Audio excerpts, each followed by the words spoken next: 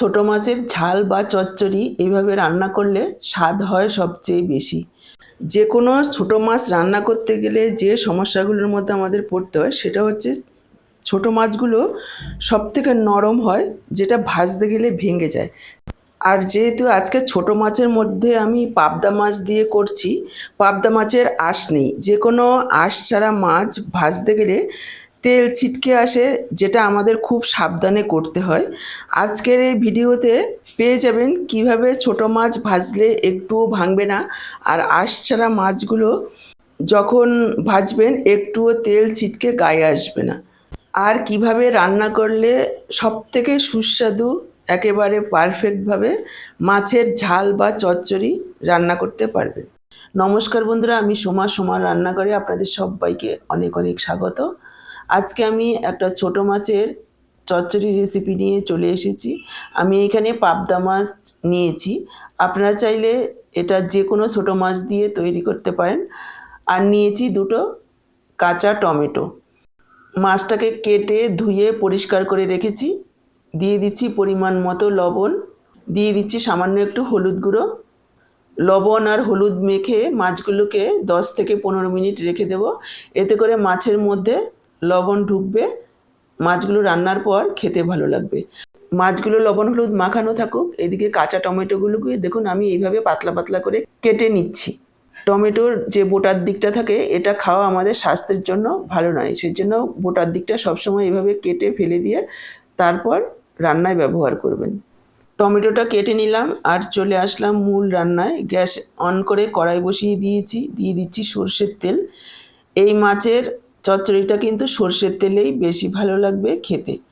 প্রথমে কড়াই ভালোভাবে গরম করে নিতে হবে, তারপর তেল দিতে হবে। তেলটাকেও খুব ভালোভাবে ধোঁয়া ওঠা পর্যন্ত গরম করে নিতে হবে। তারপর দেখুন আমি দিয়ে দিলাম লবণ। এভাবে লবণ তেলটাকে কড়াইয়ের চারিদিকে ছড়িয়ে দিতে হবে। এতে করে সাধারণ কড়াইতেও একটা ননস্টিকি তৈরি হয়ে যাবে, যার কারণে যে কোনো মাছ দিলে আর একটুও ভাঙবে না। আর পাবদা মাছ ভাজার সময় খুব ফাটে, সাবধানে ভাজবেন। তেল গরম হয়ে যাওয়ার পর গ্যাসের ফ্লেমটাকে একেবারে কমিয়ে দিয়ে মাছটা দেবেন। আর নতুন রাঁধুনিরা চাইলে কোনো খুন্তি অথবা চামচ দিয়ে দিতে পারেন। তারপর এভাবে ঢাকনা দিয়ে একটু সাপোর্ট দিয়ে নেবেন। তারপর গ্যাসের ফ্লেমটাকে মিডিয়ামে করে ঢাকা দিয়ে দিতে হবে।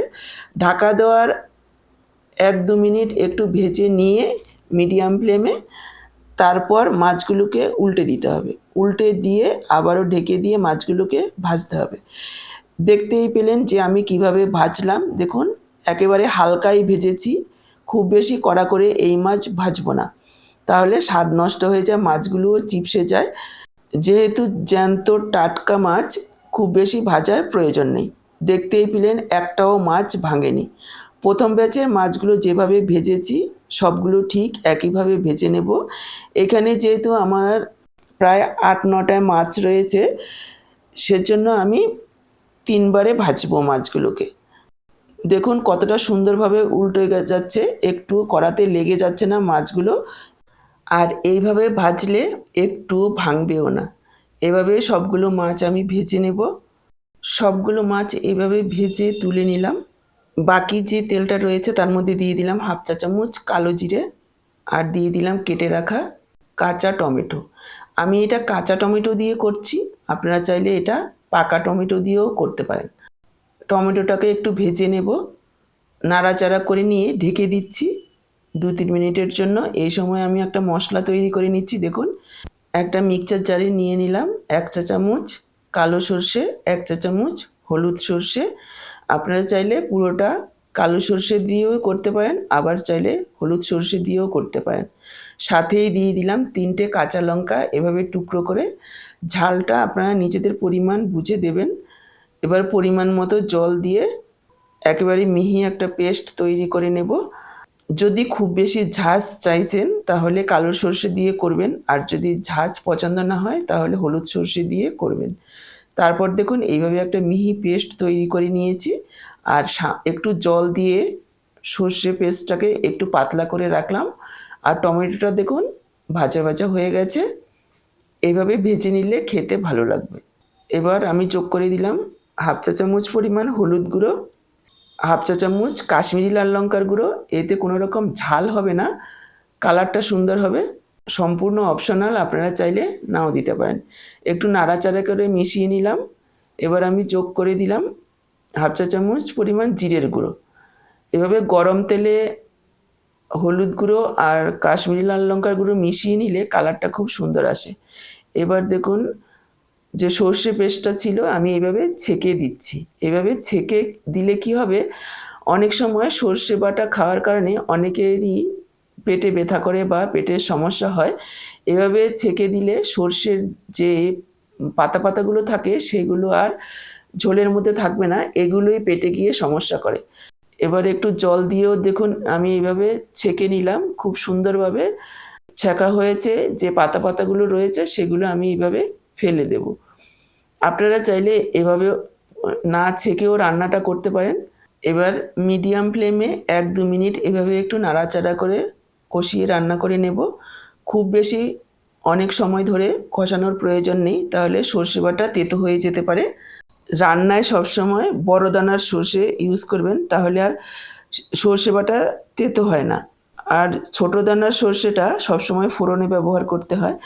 এখানে আমি যোগ করে দিলাম সামান্য কয়েক দানা চিনি। যেহেতু কাঁচা টমেটো একটু টক ভাব রয়েছে আর ঝাল দিয়েছি, তার সাথে কয়েক দানা চিনি দিয়ে দিলাম।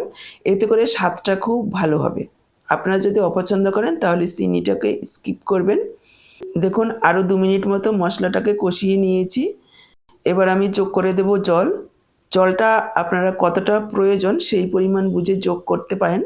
এটা খুব বেশি পাতলা ঝোলও ভালো লাগবে না, আবার একেবারে শুকনো শুকনো হলেও ভালো লাগবে না। যেহেতু ভাত দিয়ে খাওয়া হবে, একটু ঝোল ঝোল ভিজে ভিজে টাইপের থাকলেই বেশি ভালো লাগবে খেতে। এবার 2 মিনিট মতো ঢাকা দিয়ে ঝোলটাকে ফুটিয়ে নিলাম। এবার যোগ করে দিচ্ছি ভেজে রাখা মাছগুলো। এটা গরমের দুপুরে তো ভালো লাগবেই, শীতকালেও ভালো লাগে খেতে। দুপুরবেলা গরম গরম ভাতের সাথে এই রকম মাছের ঝাল বা চচ্চড়ি হলে আর কোনো কিছুরই দরকার পড়ে না। এটা এইভাবে আপনারা মোরলা মাছ, পুঁটি মাছ বা যে কোনো ছোটো মাছ রান্না করতে পারেন, খেতে ভীষণই ভালো হয়। খুব বেশি সময় ফোটানোর প্রয়োজন নেই, জাস্ট 2 মিনিট মতো একটু ফুটিয়ে নিলেই চলবে। দেখুন 2 মিনিট মতো ফোটানোর পর আমি দিয়ে দিলাম একটু ধনেপাতা কুচি। হালকা হাতে মিশিয়ে নেব, খুব বেশি নাড়াচাড়া করব না। এবার ঢাকা দিয়ে গ্যাসটাকে অফ করে দেব। 5 মিনিট স্ট্যান্ডিং টাইমে রাখবো, যাতে করে ধনেপাতার গন্ধটা ভালোভাবে মিশে যায়। 5 মিনিট পর দেখুন আমি সার্ভ করে দিচ্ছি। কতটা লোভনীয় হয়েছে দেখতে, খেতেও অসাধারণ হয়। এইভাবে রান্না করে খেয়ে দেখবেন, খেতে ভীষণই ভালো হয়। তাহলে আজকে এই পর্যন্ত, আবার দেখা হবে নতুন কোনো রেসিপির সাথে। সবাই ভালো থাকুন, সুস্থ থাকুন। আপনাদের সবার সুস্থতা কামনা করে এখানেই শেষ করছি।